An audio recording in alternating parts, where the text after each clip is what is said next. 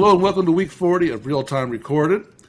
Zeus, we've been on the road this week. That's unusual. Yeah, well, I've been traveling a lot actually. So, but yeah, this is for business purposes. No, I said we've been on the road. That's And unusual. it is for business purposes now and not personal. So that's the difference. It's nice to see some live events come back.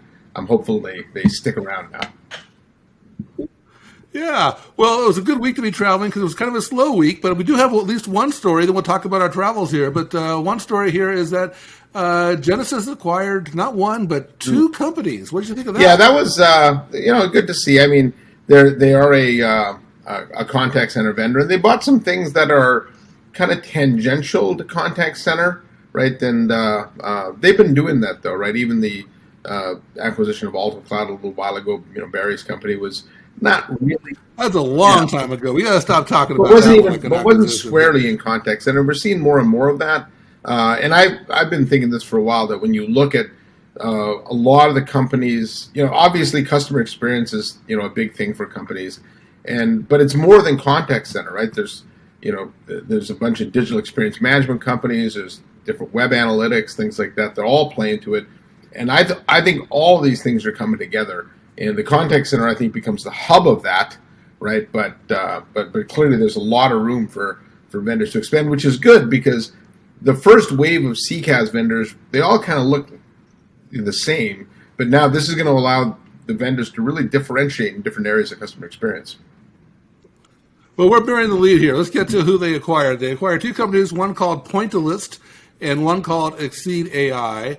But to your point, I definitely agree that the CCaaS scope or umbrella is expanding.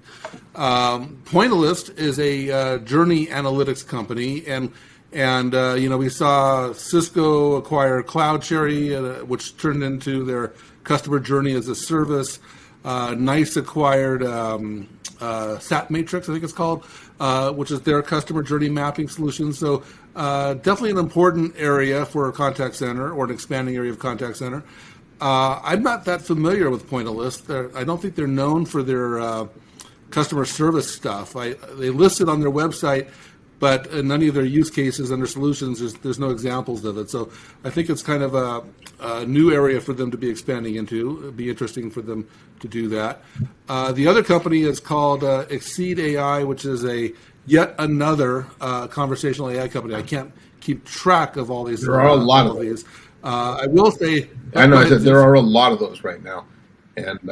There are a lot, and I think it's an important area for the contact center, so I'm glad it makes sense. I get that.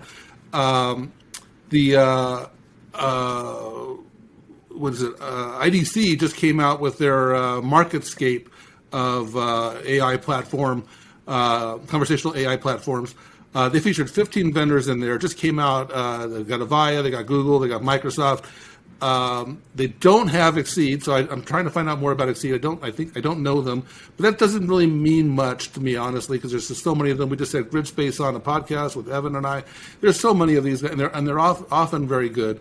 The IDC report did feature predominantly in the leaders quadrant Amelia, which is what Nice CXone uses, and Cognigy, which Avaya, I believe, is using. So. But just a lot of places, a lot of vendors in that space. Yeah, the Pointillist acquisition is sort of interesting, Dave, because I think they already have a relationship with Qualtrics, right, to do that. So, well, I don't think they can afford to acquire Qualtrics. So, I guess maybe they'll look to de-emphasize that over time as they build their own in. I think it is something they should own, though. So this probably does make more sense than partnering for from here to eternity. So our second topic is UC Expo, which you attended. You actually went to a in-person live conference, which is not something we're doing here because Enterprise Connect, of course, was virtual. So Zeus, I noticed that the UC Expo was this year co-located with the DT Expo. How did that go, combining? Yeah, it was interesting. I wasn't sure at first that you should have digital transformation and UC Expo combined, but it did make sense because a lot of the topics of conversation at UC Expo, as you'd imagine, revolved around digital transformation. But there was a big underlying theme of hybrid working that seemed to be pervasive across both events. And I think that makes sense just given the fact that so many businesses are close to making that decision around what to do with their workforce, and so that really permeated a lot of the keynote and Digital Transformation Expo and UC Expo. So if you're looking for a binding theme, I guess for those two, it was that. But I thought I was pleasantly surprised by the event. I wasn't sure if I thought it might be a ghost town that I get there, but they told me they had about 10,000 register for the two events, and I don't think there was 10,000 people there, but they were certainly in the thousands. And you've been to the show before, and the show floor was pretty busy. It was very well represented. Cisco's booth there was massive, and they kind of sat at the bridge of DT Expo and UC Expo. Microsoft had a pretty big presence there, so I was very pleased that the first trade show that I went to, we can't really say post-pandemic, but coming out of the pandemic, actually was very well attended. A lot of in-person events are happening in other industries, but the UC industry, as we know with Enterprise Connect, went virtual because there's just a little bit of hesitance in the U.S. about attending an in-person event at this point in the pandemic. Did you feel that in the UK? I mean, the UK is a very different market. So how is that different? I think my big takeaway there is I think the UK is going to come out of the pandemic and back to work, hybrid work, much faster than the US. I got off the plane at Heathrow when I had my mask on. By the time I got to Heathrow Express, nobody had their masks on, and you had to show your Vax card to get into the conference. But once you were in, nobody was wearing a mask. And so, obviously vaccine compliance is much higher in the UK. And I think because of that, though, a lot of the topics around hybrid work were really, how do I execute it? How do I do it? How do I lead? I think it was a lot of discussion about how do I get this going in the next few months. And so I think, the US has tended to lead the world in technology adoption in a lot of areas. I think this is one where, because our vaccine compliance tends to be pretty lumpy state by state, we're actually going to lag Europe here. And I think it is something that, as a country, we need to be aware of, because I think, the way this country's structured and the way certain states are handling the vaccine, I think it could wind up being something that holds us back. So I know everybody has a choice, but I think in this case, we're actually hurting the country here. Well, that sounds like a great event. I'm sorry I couldn't make it this year, but thanks for tweeting and thanks for covering it for us. Yeah, well, you didn't make it because you went to the Nice in Contact event, and I saw a lot of your social media posts, Dave, and I don't know, did you actually do any work there? I saw you were on a helicopter tour and did a lot of social fun stuff. I saw some of Blair's tweets and things like that. So, was there actually any work done there, or was it just a boondoggle?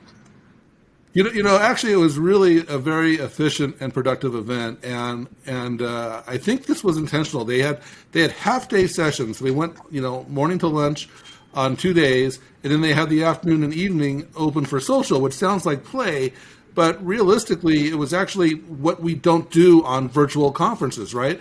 And so we were all done with virtual conferences, and there were so many of us who were just happy to see each other again, and the executives were all available. And so even though it looked like play and fun, it was actually just a lot of really productive information conveyed during these sessions.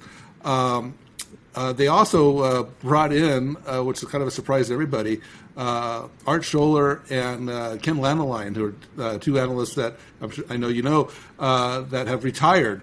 And they brought them in kind of for their retirement party, and they gave them a recognition and they gave them an award. And everyone was happy to see them again, so that was fantastic.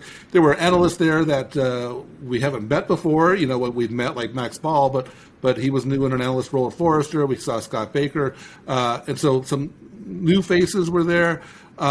Now, they ended up making it a hybrid conference, and this is exactly the point that you're hitting on here, is that the hybrid conference only went the half day. They didn't do the fun social stuff, and they missed out on a lot. And so I think we've really got some learning to do. And, I heard one person suggest that there should have been a virtual cocktail hour with the remote attendees.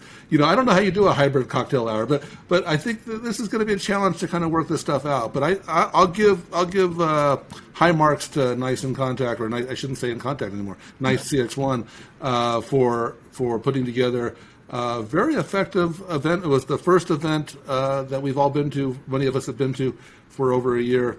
and I think they did it. Well, maybe they had to do the half days because all our virtual events are half day, and they have to ease you back in, right? So, and it was good to see. I saw the pictures of Art and Ken, and if there was an analyst Hall of Fame, those two would both be, heading into it. So it's I wish them well in retirement, and it was good that they got one last hurrah. Now, so you still, you talked about the event was nice and stuff. Was there any key message to that event though? There were a lot of messages there, but I guess the key message, the key takeaway was they are the leader. They wanted us all to know that they are the leader. They had the best event. They had the best activities. They had, but it's more than that. They've got a huge installed base. They've got the recognition in the Magic Quadrant. They're growing. They're profitable. And so they really wanted us to know that they are a leader. And they also wanted to let us know clearly that they are looking beyond the current mix of contact center today. They talked about the Pareto effect, that most people start their journey with digital, and that the contact center industry hasn't done a good job of solving that. And I think they showed us some really very new and refreshed thinking about how to approach that problem. And I would share a little more, but they completely confused me on what's public and what's not public. And so I'm just going to stay quiet on that for now. All right, Dave. Well, thanks for the update from Nice CXone. I actually called them in contact too, and I think that's it's going to be a habit. It's hard to break. It's like saying Oakland Raiders now, where they haven't been there for a while. So, anyways, Dave, that wraps up week 40. Hard to believe we're in week 40. 12 more weeks left, I guess, for the year. So we'll see everybody next week with week 51.